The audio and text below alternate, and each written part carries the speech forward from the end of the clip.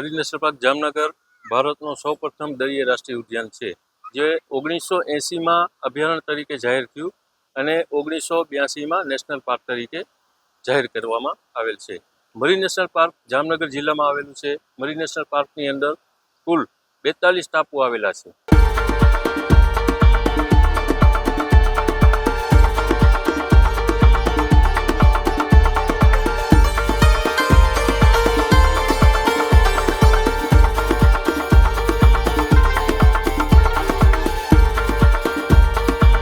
Marine national પાર્કની ખાસિયત એ છે કે મરીન નેશનલ પાર્કની અંદર દરેક પ્રકારની જીવસૃષ્ટિ, દરિયાઈ જીવસૃષ્ટિ જોવા મળે છે, જેવા કે કોરલ, પરવાળા આપણે કહીએ, ઓક્ટોપસ, પફરફિશ, તારા માછલી, સ્ટારફિશ, ક્રેબ, સી એનિમલ, સમુદ્ર ફૂલ જે આપણે કહીએ છીએ, એવી ઘણી વેરાયટી જોવા મળે છે.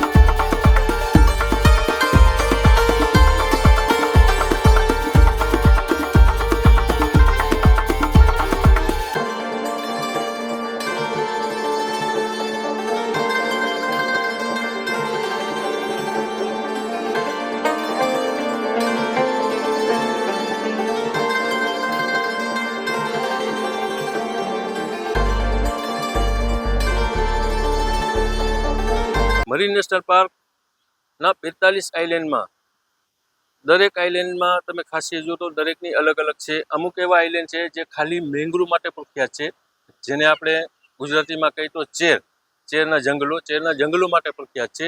અને એમાંથી નરરા ટાપુ જે છે અને એક પિરોટન ટાપુ જે છે એ પરવાળા માટે અને મરીન લાઈફ યાની કે દરિયાઈ જીવસૃષ્ટિ માટે પ્રખ્યાત છે, જેમાં મેં કીધું એમ ઓક્ટોપસ, પફરફિશ આસાનીથી જોઈ શકીએ છીએ. જ્યારે મરીન નેશનલ પાર્ક જે છે એ કચ્છની ખાડીમાં જે આપણે કહીએ એમાં આવેલું છે. તો મરીન નેશનલ પાર્ક જામનગર જિલ્લો અને કચ્છનો વિસ્તાર છે એ બેમાં ડિફરન્ટ છે, કારણ કે કચ્છની સાઈડમાં જે છે એ ભરતી અને ઓટ જે આપણે કહેતા હોય એનું જે પાણી જે ફ્લો આપણે કહીએ એ ઓછું ઉતરે છે. જ્યારે આપણા વિસ્તાર જામનગર જિલ્લા મરીન નેશનલ પાર્કના વિસ્તારમાં 3 થી 6 કિલોમીટરના એરિયામાં ઓટ થતી હોય છે, લો ટાઇડ થતી હોય છે, જેના કારણે દરિયાઈ જીવસૃષ્ટિ, દરિયાઈ પ્રાણીઓ જે છે એનું રહેઠાણ પૂરતું બનાવે છે અને ત્યાં રહી જાય છે અને આસાનીથી જોવા મળી જાય છે.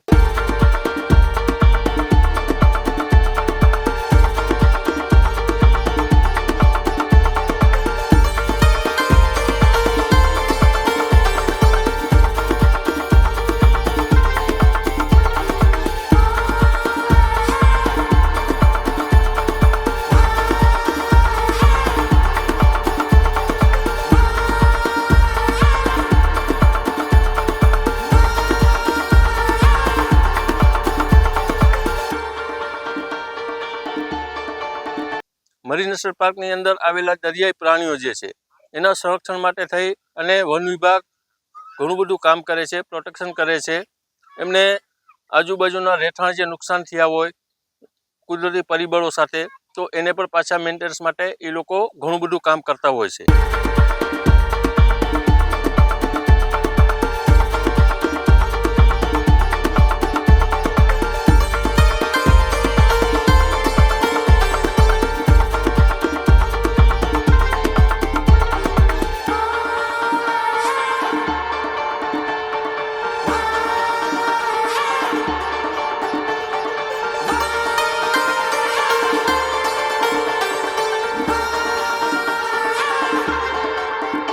હું કિશન ચુડાસમા જુનાગઢથી છું.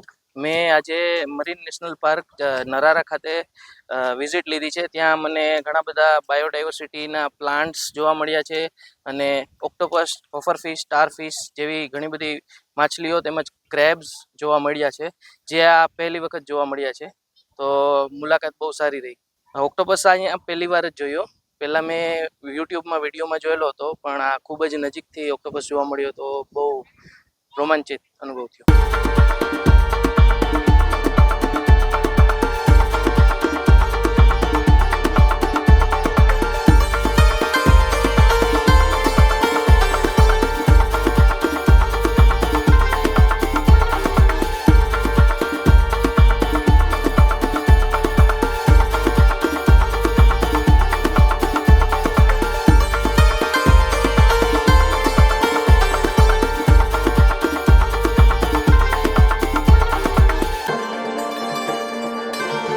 મારું નામ હર્ષ નાગપાલ. આપણે આજે ખૂબ જ જાણવા જેવો એવો ટ્રીપ રહેલો છે.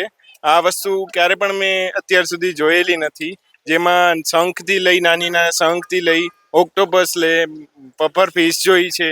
એમાં પણ ઘણી બધી જાત જાતના આપણા શેલ જોવા મળ્યા છે.